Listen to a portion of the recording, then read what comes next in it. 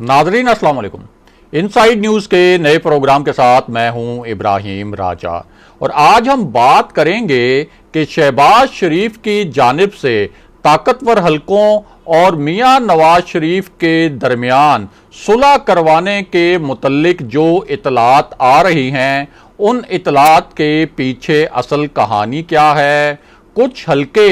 ये जो दावे कर रहे हैं कि शहबाज शरीफ ने ताकतवर हलकों के शहर में आकर वहां कोई बहुत अहम नौयत की मुलाकातें की और इन मुलाकातों के बाद मियां नवाज शरीफ और पाकिस्तान की इस्टेब्लिशमेंट के दरमियान जो नाराजी थी वो नाराजी अब दूर हो गई है और अब ये नाराजी एक तरह से सुलह में बदल चुकी है। और बाज़ाब्ता तौर पर ये अल्फाज क्यों बोले गए कि अब हमारी कोई लड़ाई नहीं, हमारी रावलपिंडी वालों से सुलह हो चुकी है। सात पर्दों के पीछे क्या पुतली तमाशा चल रहा है और ये जो पूरा तमाशा है इसके हदायतकार कौन हैं और इस पुतली तमाशे के अदाकार कौन हैं। इस पूरी सूरत हाल में अब वजीर आजम इमरान खान के पास क्या दो ऑप्शन हैं जिन पर वो बहुत एग्रेसिवली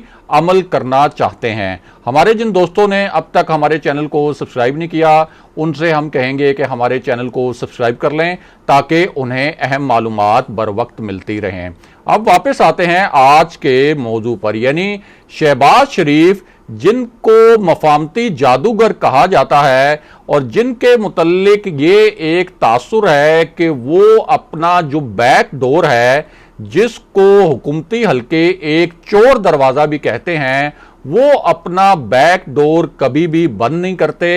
और उन्होंने ताकतवर हलकों के जो शहर है उसमें किस नौयत की मुलाकातें की और किस तरह का उन्होंने खेल खेला। पहले तो आपको इस्लामाबाद में जो शहबाज शरीफ की बहुत ही मानी खेज एक्टिविटीज रही उन एक्टिविटीज से भी आगाह करते हैं और फिर आपको बताते हैं कि ये जो अल्फाज बोले गए हैं कि अब तो सुलह सफाई हो गई है और अब जो लड़ाई थी यानी वो जो इल्जामात थे मियां नवाज शरीफ के और मरियम नवाज के और पूरी लीगी क़यादत के इस्टेब्लिशमेंट पर, तो लगता यह है कि वो सारे इल्जामात वाला मामला जो है अब ख़त्म हो गया है और वो पूरा एक जो नैरेटिव बिल्ड किया गया था पाकिस्तान की हाजिर सर्विस फौजी क़यादत के मामले पर, अब उस नैरेटिव से भी नून लीग इस ताज़ा तरीन डेवलपमेंट के बाद पीछे हट जाएगी। पहले ज़रा शहबाज शरीफ की जो इस्लामाबाद में पुरस्कार किस्म की सरगर्मियां रहीं उनसे आपको आगाह करते हैं और फिर ताकतवर शहर में जो उनकी सरगर्मियों के मुतल्लिक दावे किए जा रहे हैं उन दावों के पीछे जो कहानी है वो भी आपको बताते हैं। तो मामला यह है कि शहबाज शरीफ रिहाई के बाद लाहौर में कम रहे हैं बल्कि उनका जो क़याम है वो इस्लामाबाद में ज़्यादा रहा है और इस्लामाबाद के उन्होंने बड़े ही तूफ़ानी किस्म के दौरे किए। इनमें कुछ दौरे तो उनके ऐसे थे जो कि मंजर आम पर थे, यानी मीडिया के कैमरों से उन दौरों की कवरेज हुई, उसके मुतल्लिक खबरें आईं, लेकिन कैमरों के पीछे भी कुछ ऐसे उनके लाहौर से इस्लामाबाद तक के दौरे थे कि जिनके दौरान बहुत कुछ ऐसा होता रहा कि आप कह सकते हैं कि बिटवीन दी लाइंस शहबाज शरीफ ने वही काम किया जिसका वो हुनर जानते हैं, यानी पसे पर्दा अपने लिए, नून लीग की क़यादत के लिए और मियां नवाज शरीफ के लिए कोई ना कोई रिलीफ हासिल करना। अब जब वो इस्लामाबाद में थे तो उन्होंने दो बड़ी ही ताकतवर शख्सियात से इस्लामाबाद में मुलाकात की और हमें मालूम है कि इस्लामाबाद में ये जो दो ताकतवर शख्सियात हैं इनका पाकिस्तान की सियासत पर बहुत ज़्यादा असर रसूख है और उसकी एक वजह यह भी है कि इससे पहले हम देख चुके हैं कि मोइन कुरैशी जो हैं वो किस तरीके से एक इम्पोर्टेड वज़ीर आज़म के तौर पर एक ब्रीफ केस उठाकर इस्लामाबाद में वारिद हुए थे, बिल्कुल अचानक, उन्हें कोई भी जानता नहीं था और उसके बाद जब उनका टेन्योर ख़त्म हुआ तो उसके बाद वो उसी ब्रीफकेस को उन्होंने लपेटा, बंद किया और वो वापस चले गए। और उसके बाद उन्होंने कभी अपनी पूरी जिंदगी में पाकिस्तान का रुख नहीं किया। और उनकी जो वजारत आज़मा उनको मिली थी, वजारत उज़्मा, उसके पीछे भी गैर मुल्की कुव्वतों का हाथ था। उसके बाद हमने ये भी देखा कि शौकत अजीज भी इसी तरह एक पूरे प्लान के तहत एक ब्रीफकेस उन्होंने उठाया, अमेरिका से इस्लामाबाद वारिद हुए, यहां पर वजीर आजम रहे। जैसे ही वजारत उज़्मा उनकी खत्म हुई, उन्होंने ब्रीफकेस दोबारा पैक किया, बंद किया और ये जा वो जा, आज तक वो फिर दोबारा पाकिस्तान नहीं आए। बल्कि जाते जाते वो जो तोशा खाने से जो उनको सरकारी हैसियत में रुमाल तक मिले थे, दीगर तोहफे तो एक जानिब, जो उनको रुमाल तक मिले थे वो रुमाल भी वो साथ ले गए। तो इससे आप अंदाजा कर सकते हैं कि गैर मुल्की जो ताकतें हैं उनका पाकिस्तान की सियासत पर क्या असर होता है। अब इस पूरी सूरत हाल में शहबाज शरीफ जो है, उन्होंने इस्लामाबाद में दो गैर मुल्की ताकतवर शख्सियात से मुलाकात की और जब उनकी ये मुलाकात हो गई तो उसी वक्त ये ऐसा तासुर बन रहा था और ये तज्जिए भी किए जा रहे थे कि ये मुलाकातें कोई मामूल की मुलाकातें नहीं हैं और इन मुलाकातों के बाद इस्टेब्लिशमेंट और नून लीग के हवाले से भी कोई ना कोई अहम डेवलपमेंट होने वाली है। इनमें एक मुलाकात तो उनकी बरतानवी हाई कमिश्नर से जो ताज़ा तरीन हुई और एक मुलाकात हुई उनकी चीनी सफ़ीर के साथ। बरतानवी हाई कमिश्नर के साथ जो उनकी मुलाकात थी वो इस हवाले से बहुत अहम थी कि एक तो शहबाज शरीफ ने ट्रैवल करना था, जाहिर है कि बरतानिया, दूसरा बरतानिया का पाकिस्तान के ऊपर बहुत सियासी असर रसूख है, तीसरा मियां नवाज शरीफ के मामले पर, यानी मियां नवाज शरीफ को पाकिस्तान के हवाले ना करने के मामले पर बरतानिया ने एक ऐसा मौक़िफ़ अपना रखा है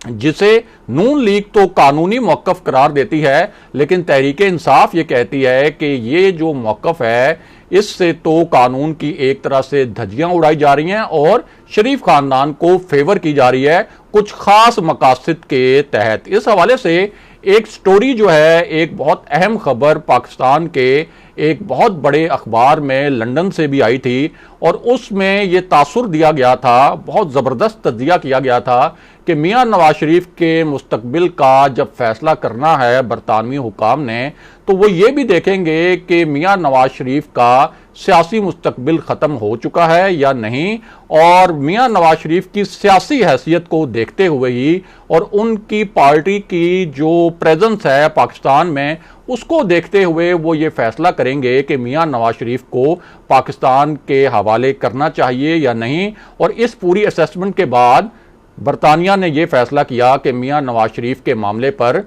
जो हुकूमत का मौक़िफ़ है, जो पाकिस्तानी हुकूमत का मौक़िफ़ है, उसको नहीं माना जाएगा और मियां नवाज शरीफ को पाकिस्तान के हवाले नहीं किया जाएगा। अब ये जो दो मुलाकातें हुई, जिनमें दूसरी मुलाकात चीनी सफ़ीर से हुई और जानने वाले जानते हैं कि चीन के साथ जो सी पैक का मामला है उसमें शहबाज शरीफ ने बहुत अहम किरदार अदा किया था और जो चीन के हल्के हैं वहाँ शहबाज शरीफ की पजीराई बहुत ज़्यादा है। अब इसके ऊपर हुकूमती हल्के नाराज़ हों या खुश हों या इसके ऊपर कोई एतराज़ात उठाएं या तहफ़्फ़ुज़ात उठाएं चीनी हुकूमत के साथ या चीनी हुकाम के साथ, लेकिन ये एक हकीकत है जो खुद हुकूमती रहनुमा भी मानते हैं कि शहबाज शरीफ की चीनी हल्कों में, चीन के जो हुकूमती हल्के हैं और चीन के ऐसे कारोबारी हल्के, तो सी पैक के हवाले से उनमें शहबाज शरीफ की पजीराई है। एक तो ये दो मुलाकातें जो हुई ये बहुत ही मानीखेज थीं और उसके बाद ऐसा लगा कि शहबाज शरीफ ने ना सिर्फ इस्लामाबाद में बल्कि जो ताकतवर हल्कों का शहर कहलाया जाता है यानी रावलपिंडी, वहाँ भी बहुत अहम नौयत की सरगर्मियाँ की, क्योंकि